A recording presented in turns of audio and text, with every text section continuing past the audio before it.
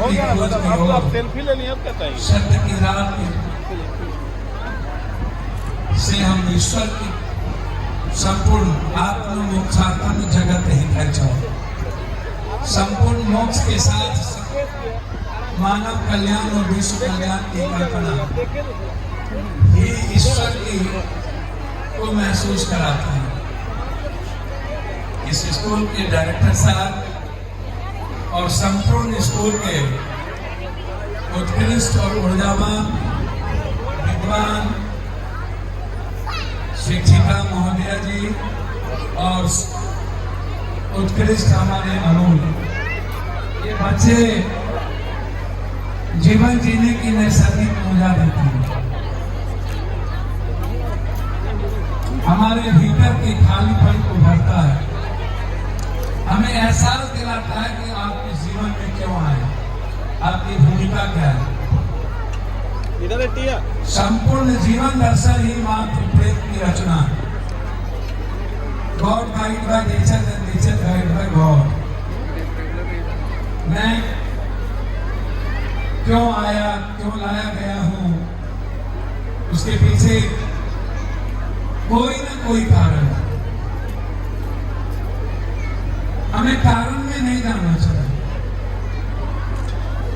आप मानव जीवन में आए हैं, इससे बड़ी खुशी। इसका मतलब है कि आपका जो पुराना जन्म है कहीं ना कहीं सत्य कर्मों से संपूर्णता की ओर वैभवता को दर्शन दे। वर्तमान का कर्म और पुराने जीवन का सत्य कर्म समाज और मानव निर्माण की भूमिका में हम सबकी उपस्थिति आपके भीतर ही संपूर्ण देवतुल है। आप ईश्वर नामित हैं, आप हैं तो ईश्वर को महसूस कर सकते हैं। आपके बगैर ईश्वर की उपस्थिति का एहसास नहीं होगा। ईश्वर का रास्ता ही, अल्लाह का, भगवान का, वाहिगुरु का रास्ता ही सिर्फ मात्र प्रेम की रचनाओं से भरा है। स्कूल एक ऐसा स्कूल जो इतने खूबसूरत बच्चे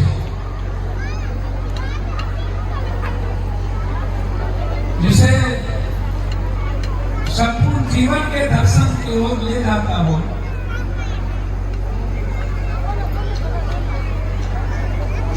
विद्या या भी मुक्त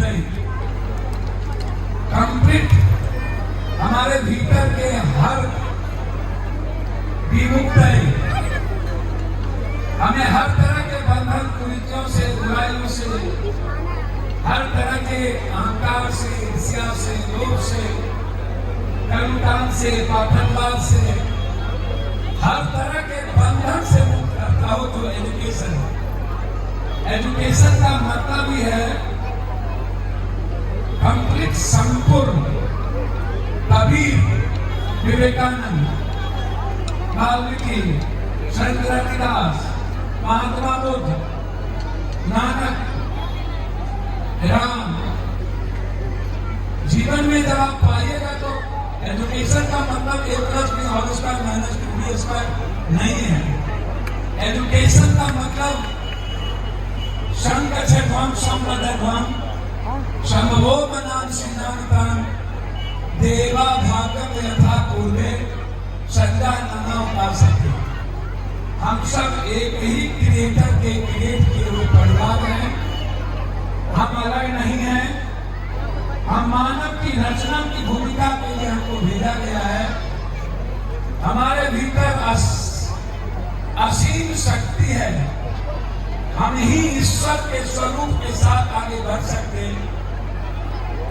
जब तक ईश्वर की रचनाओं के साथ हम प्रेम नहीं करेंगे और उस रचनाओं को खूबसूरत तरीके से हम सजाएंगे नहीं, तब तक ईश्वर का रास्ता हम सबको प्राप्त नहीं हो सकता।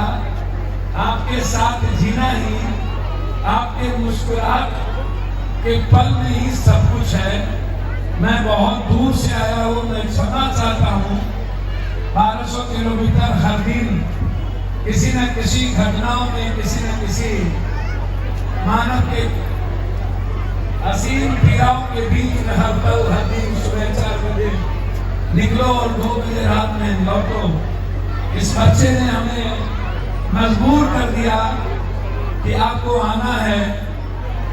मैं रोक नहीं पाया मेरा कार्यक्रम छोड़ के, और ये मेरी खुशनसीबी है कि इतना खूबसूरत माहौल और इतनी खूबसूरत रचनाओं के बीच मैं अपने आप को खुद खूबसूरत बनाने का एक पहल एहसास किया हूँ।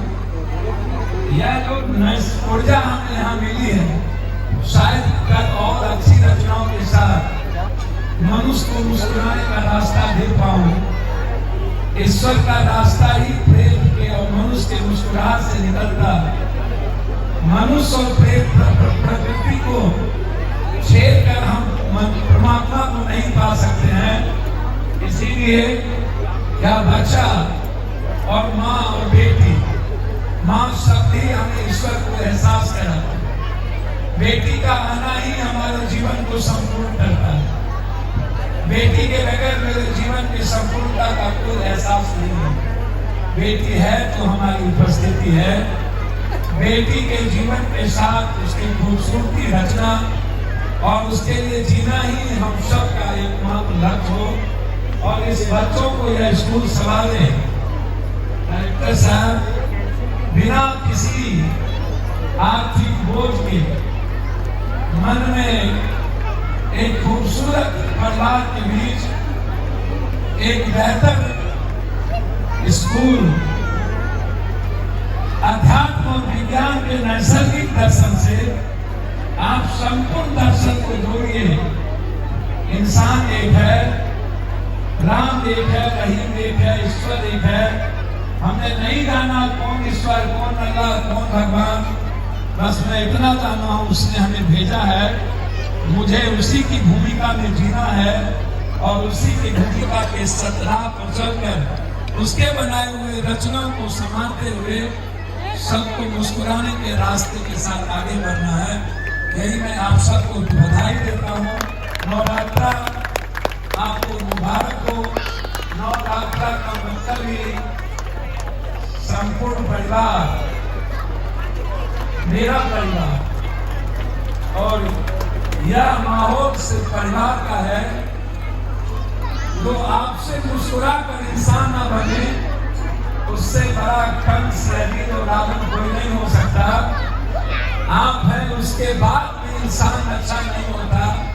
मुझे समझ में नहीं आता कि इंसान कैसा है जो आपके रहते हुए मुस्कुराता नहीं और दुनिया की मुस्कुराहट छीन लेता है। ये तो शायद मैं सोच के थक गया हूँ। 7 बार MP रहा, 1 बार MLA, मेरी पत्नी 3 बार है, आधी राज्यसभा MP है। मुझको लगता है कभी कभी मैं पत्नी से कहता हूँ, हमारी कभी कभी दूरियां बढ़ जाती है। कोरोना में 6 महीना लोगों के बीच रहने में मेरी ताला लग गई, फोन बंद हो गया। हमने कहा बेटे से कि चलो, शायद वो हमें कभी ना बोले, लेकिन पहले माना कि काम कर लेता हूँ, कल उनका कुछ पल भी मुस्कुराहट हमारी ऊर्जा को और ताकत देगा। और हम दोनों अपने कर्मों के बीच रहते हैं और इस कंट्री के 130 करोड़ आवाज के साथ खड़े रहते हैं। मैं उम्मीद करता हूं कि आप सबकी ऊर्जा, पुत्रवत्व और भातृत्व हमें मिलता रहे, ताकि हम आपके लिए पल पल जीते रहें। और आपके जीवन में हर दखल को, मानव के जीवन में यदि किसी भी तरह की दखल होती है तो मेरे लिए अत्यधिक कष्टप्रद होता है और वो मेरे लिए चैलेंजिंग होता है। उस वक्त फिर अंत में एक बात कह के जाऊंगा, और आप सबके लिए ये बहुत बड़ी बात है। मैं जितने यूथ हैं और परिवार के भातृत्व भाई है, एक बात सीख लीजिए। एक बार किसी ने मुझसे विवेकानंद, स्वामी विवेकानंद जा रहे थे ट्रेन में, और जब वो शिकागो में 2 महीना उन्हें रहना पड़ा तो जीवन का अनुभव कैसा हुआ उस पर बहुत नहीं जाऊंगा, लेकिन उन्होंने एक बात प्लेन में जब कही थी, किसी ने इंडियन डॉगमा और इंडियन कल्चर पर टिप्पणी की थी और लगा था ये कमाल बैठा हुआ है। कुछ पल के बाद उन्होंने कहा था, mister brother, I know what you listen, भाई आप क्या बात कर रहे हैं, मैं जानता हूँ, समझता हूँ, बस जिस दिन तुम भारत की रचना के प्रेम और उत्कृष्ट संस्कृति और उसके जीने के तरीके को समझ लोगे, उसी दिन तुम भारत की संस्कृति और उसकी आइडियोलॉजी से प्रेम करने लगोगे। और उसने कहा कि देखो, जंगल में एक बड़ा जिराफ होता है जो सबसे लंबा होता है, जंगल में एक मजबूत ताकतवर जानवर होता है जो हाथी होता है, लेकिन जंगल का राजा शेर होता है। जानते हो क्यों होता है? बोला, ये जो शेर का जो मेंटल लेवल है ना, उसका जो एटीट्यूड है, complete I do any how do, मैं करूंगा, मैं जिराफ को मारूंगा, मैं हाथी को खत्म करूंगा, ये जो मेंटल लेवल है शेर का, वो उसे राजा बनाता है। मतलब आपका जो एटीट्यूड है ना, आपको हीरो बनाएगा। I am change, then I can change, I am never change, how to I can change. बिना खुद को चेंज किए हम दुनिया को चेंज करने की कल्पना नहीं कर सकते। इसीलिए मैं अपने डायरेक्टर साहब से कहूँगा, अब्राहम लिंकन ने कहा था, love the by the for the people. वो तब था जब आर्थिक व्यवस्था नहीं थी, सामाजिक रचना नहीं था। अब आप सबको have the with the have the then love the by the people, without कोई विदाउट उसके लिए जिए, विदाउट उसके साथ अपने आप को संपूर्ण रूप से परिवार की तरह डुबाए आप प्रेम नहीं कर सकते हैं। प्रेम सिर्फ दिखावा नहीं होता है, प्रेम ही संपूर्ण जीवन का दर्शन है। नफरत और डर के बीच मध्य जीने की आदत डालिए। डर महापाप का एक रास्ता है, नफरत जीवन का अंतिम पड़ाव है। डर को निकाल दीजिए। डर कहीं से भी मानव जीवन में उचित नहीं है और नफरत कहीं से भी हमारे जीवन का रास्ता प्रशस्त नहीं करता। धन्यवाद, मैं हाथ जोड़ के प्रणाम करता हूँ आप सबको। आप सबके लिए भोजन है, सब कुछ है और अच्छे डायरेक्टर हैं, अच्छे बच्चे हैं, अच्छे शिक्षक हैं। बहुत बहुत धन्यवाद माननीय श्री पप्पू यादव जी। और बहुत ही अद्भुत मेला में हम सभी यहाँ पर आपके शब्दों को हम सभी बिल्कुल ध्यानपूर्वक सुनते हैं और उसे अपने जीवन में याद करने की, बिल्कुल उसे उतारने के लिए करेंगे।